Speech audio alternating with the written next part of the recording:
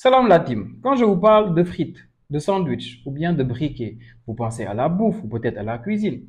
Mais c'est pas ça. C'est le Wanda Metropolitano à la 68e minute du match aujourd'hui. Des supporters qui étaient derrière Courtois ont décidé, après avoir encaissé un but du Real, de lui jeter tout et n'importe quoi. Tout ce qu'ils avaient dans les poches, ils ont jeté ça. Des briquets par-ci, les sandwichs, les frites. Du coup, le match a été interrompu pour 10 minutes. Et pour moi, c'était ça le tournant du match aujourd'hui. Parce qu'avant cette interruption-là, le match était tranquille. Croyez-moi, c'était un match tranquille. Et il s'était passé beaucoup de choses avant le match. On s'attendait vraiment à un match de fou furieux. Des supporters racistes de l'Atlético avaient fait une vidéo il y a 2 ou 3 jours pour promettre l'enfer à Vinicius, pour dire qu'ils allaient l'insulter, le traiter de singe, de bonobo, je ne sais pas quoi. Pourquoi? Parce qu'ils savent que Vinicius, ça le sort de son match. Et surtout, ils savent que si les défenseurs le provoquent, s'il lui promet de l'enfer, Vinicius, il va venir avec une approche à vouloir se battre avec tout le monde. Mais rien ne s'est passé dans ce match. Je vous jure, la première mi-temps, jusqu'à la 60e minute même, était un match tranquille. Simeone, d'ailleurs, on s'attendait à ce qu'il amène 5 défenseurs. Pas du tout. Il a commencé le match avec un petit 4-4-2 qui ressemblait à un 4-3-3. Et offensivement, il était souvent, des fois même en 3-5-2, il me surprenait un peu. C'était même pas une approche beaucoup trop défensive.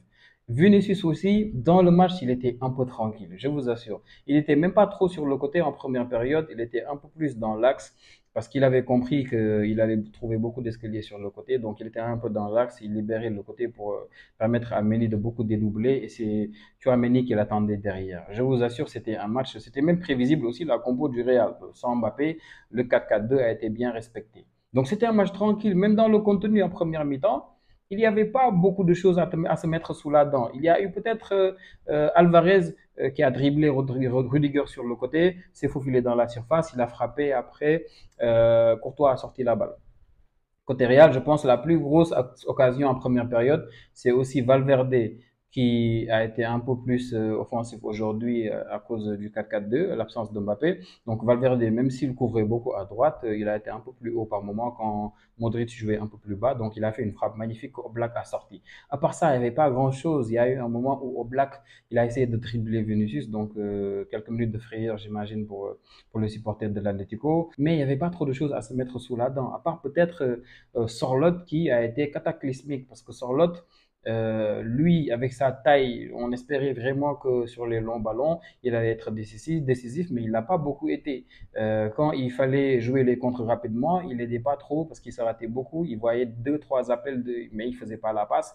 Quand il fallait dévier la balle simplement, il ne le faisait pas aussi, il n'assurait pas. Donc, il a été, lui, pour moi, en première période, la personne qui a fait qu'Atletico n'a pas pu jouer ses coups. Mais ce qui m'a le plus surpris, c'est qu'on va en mi-temps. On revient des vestiaires et là, Simeone, qui a une approche très défensive, au lieu de blinder derrière, il se dit, OK, je vois qu'au milieu, je me fais un peu bouffer. Modric, Tchouaméni et Valverde sont un peu trop à l'aise. Je vais mettre un milieu de plus et je vais sortir Molina parce que Vinicius n'est pas beaucoup sur le côté. Il y va très rarement. La plupart du temps, c'est Mendy qui est là-bas et Mendy n'est pas trop dangereux parce qu'avec la gestion de la profondeur de mes défenseurs derrière, ça va, je gère. Donc, il met OK, il sort Molina. Et là, je me dis non, vraiment, Simone, il me choque. Et on y va. Il n'y avait pas grand-chose encore non plus, mais il y a eu à un moment donné deux combinaisons des joueurs du Real. Et d'ailleurs, la deuxième combinaison a amené le but magnifique qui, pour moi, a été très bien joué. La première combinaison, je pense, c'était un corner de Modric. Modric qui fait la passe à Valverde et il attend l'appel devant la surface de Rodrigo. Rodrigo qui tire et la balle s'envole, mais c'était très bien joué. Donc, quelques minutes après, Vinicius le vicieux, donc il a maîtrisé l'art maintenant des fautes automatiques devant la surface. C'était même pas faute pour moi. Regardez les ralentis. Je pense qu'il joue très bien le coup. Donc, il tente un dribble. Le jour de l'Atlético, il vient mettre ses pieds et Vini, il a compris, donc il saute et hop, c'est sifflé. La VAR ne va pas voir ça, c'est pas dans la surface. Et là, encore une autre combinaison bien jouée parce qu'il y a Modric qui joue pour Vini, Vini sur le côté qui est en face de d'épaule, il pousse la balle et hop, centre du pied gauche et hop, but magnifique de Militao. Vraiment, un but à zéro, rien à dire. Mais 4 minutes après, les supporters décident de tout gâter. Et là, j'ai vu les ultras derrière les cages de Courtois. Coquet est allé leur parler. Simone est allé leur parler. Mais même Coquet, ils lui ont lancé de l'eau. Même Coquet, ils lui ont lancé de l'eau. Donc, c'était vraiment des fous. On a interrompu le match. Et c'est au retour maintenant des jours que le match-là a été vraiment électrique. C'est là que Vini a commencé à s'emballer. Il y a eu beaucoup de fautes côté Atlético. Mais quand on faisait tout ça, ce que j'ai le plus aimé, c'est que Simeone avait compris qu'il pouvait chercher son but. Du coup, il a continué ses changements offensifs. Sorloth est sorti, Lino est venu, Correa est venu. Donc vraiment, offensivement, il s'est dit d'accord, il y a moyen d'aller chercher le but, je vais aller le chercher. Mais au contraire, Ancelotti, quand Simone voyait qu'il y avait moyen d'aller chercher quelque chose, je vais mettre des joueurs offensifs.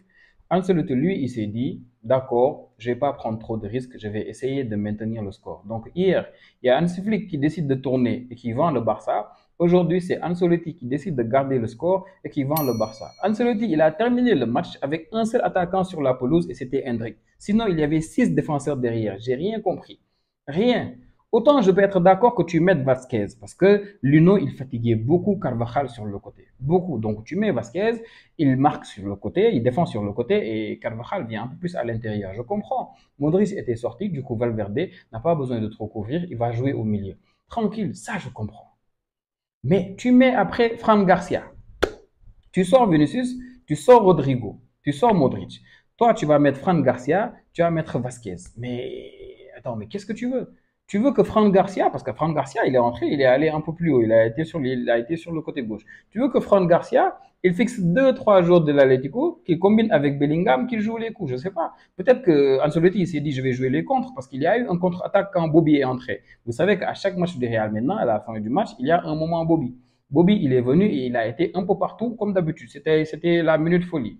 Il entre direct, je me rappelle plus de quel jour avait la balle. Il y avait presque corner, je pense, pour le Real. Mais Bobby est allé tacler n'importe comment. J'ai rigolé, je me suis dit, bon, on va s'attendre à un peu plus parce que Bobby est entré. Et il nous a répété la même frappe que contre Stuttgart. Je vous assure, contre-attaque. Il est devant le défenseur, il court, je dis, ok, Bobby, il a personne à côté de lui, comment il va faire? Je vous jure, lui, il n'a même pas cherché à voir s'il y avait quelqu'un ici ou quelqu'un là-bas. Non, direct à 45 minutes début d'Oblak, il a tiré. Peut-être il ne connaît pas Oblak, ou peut-être encore une fois, c'est un génie qui se fait trop confiance.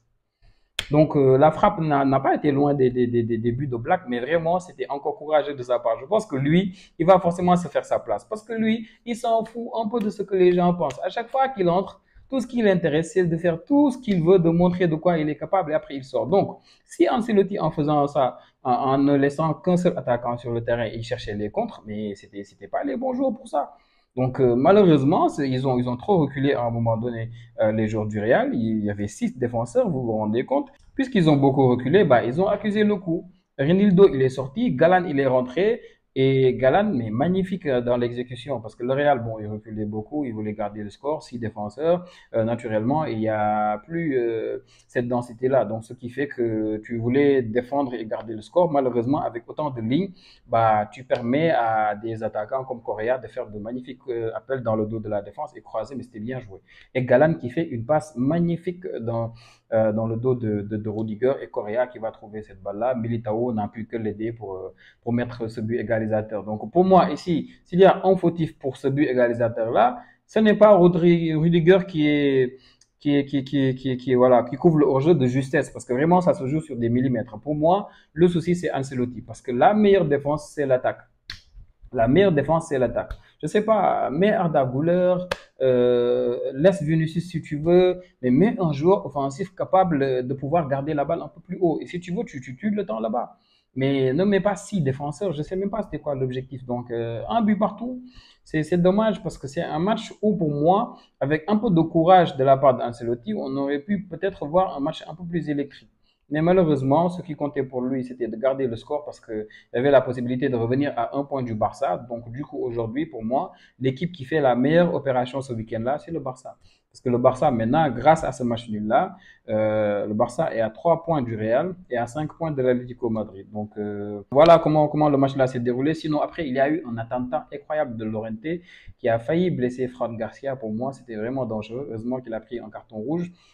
Sinon, à part ça, je ne sais pas, vous, qui a été votre homme du match, dites-le moi. Moi, j'ai trouvé Valverde incroyable. Je pense qu'on lui a donné l'homme du match. Je l'ai trouvé vraiment très bon. Valverde, il est partout. Je pense que Valverde, si le côté droit Real est aussi solide, c'est juste parce que Valverde, il vient tout le temps suppléer. À un moment donné, en première mi-temps, Carvajal, je pense qu'il jouait plus milieu de terrain même que latéral. Valverde, il était un peu partout. Donc, dis-moi en commentaire ce que vous pensez de ce match. Qui a été pour vous l'homme du match? Pour moi, l'homme du match côté Real, c'est Valverde. Le flop du match côté Real, bah, c'est Ancelotti.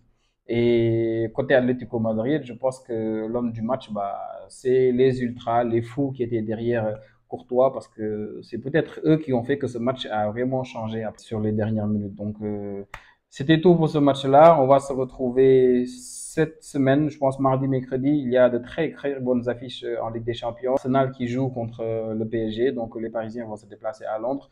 Il y a aussi un petit Bayern Aston Villa qui promet un peu. Donc, on va se retrouver pour ces matchs-là. Merci beaucoup.